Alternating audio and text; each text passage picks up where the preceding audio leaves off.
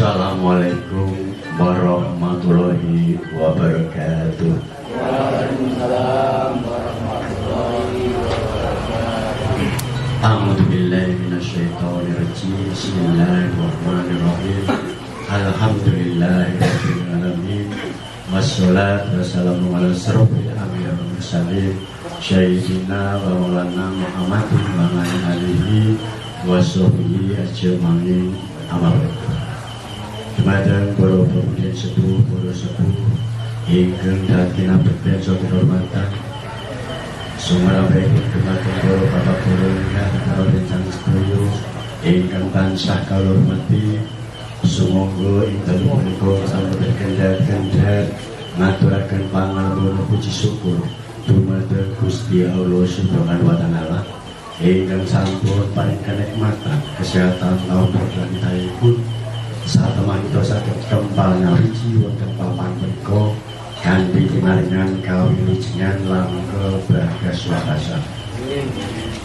Selawat salam tunjuk dengan kita Nabi Agung Nabi Muhammad sallallahu alaihi wasallam. Kalau putra mugi-mugi sapanipun tansah mirip dumateng kita sedaya Allah. Sakum para bapak para lenggah kula nggih pinangka sulih salira nalanging ngatur Bapak Suyuti dan sang sedaya warga ingkang sepisan ngaturaken pambagarjo awit rawuh kajenengan sampun ingkang sampun nglonggaraken pengalih nenten salira saperlu mugi atur panuwunipun Bapak Suyuti dan sang sedaya keluarga ingkang dalu punika Bapak Suyuti sak keluarga nuwun gunangan waosan kalimah surat Yasin dalasan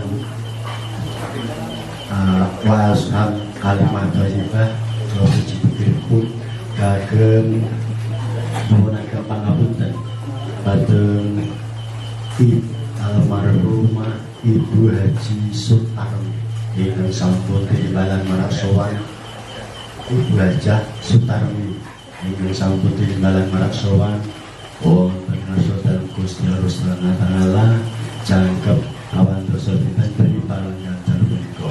Mugi-mugi dosa kalepatanipun Ibu Hajah Sutarmi lan pun tampi amal kesanipun lan pun apunten dosa kalepatanipun lan kapapaken wonten swarganipun Gusti Allah Subhanahu wa taala.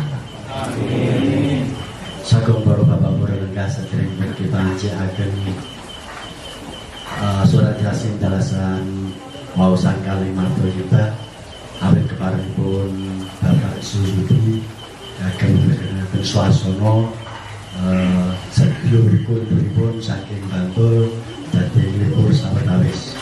Nuwun pangapunten Mbok bilih samangke kula sak rencang pinanggih lepas sokilah boten marani pengalih dengan sami estu kula minangka wakilipun sedulur kunipun saking Bantul nuwun ageng sabda pangsang. Dening matur pambagya kanthi sekar dendang kula rasul telo.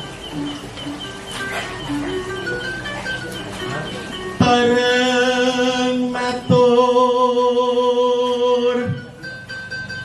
parang ngesami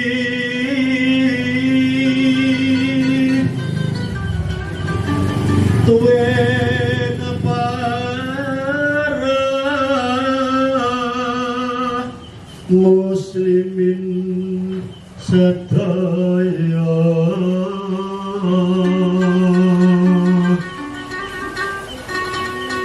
ngaturi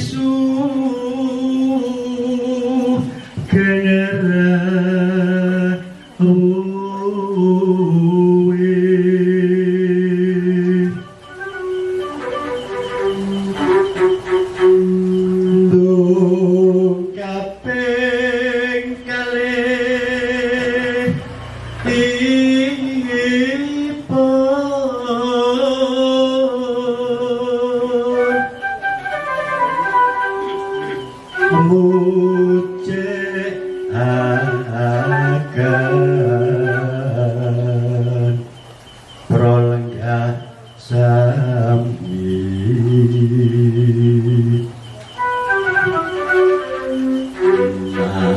keyen sampun purna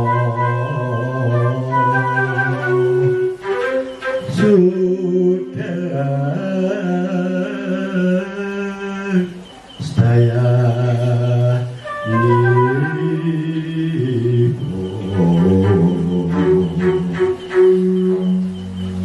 minangka atur pambagya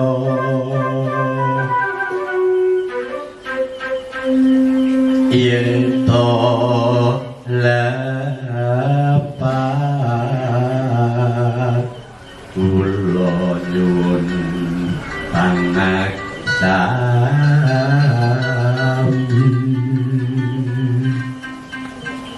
dumateng para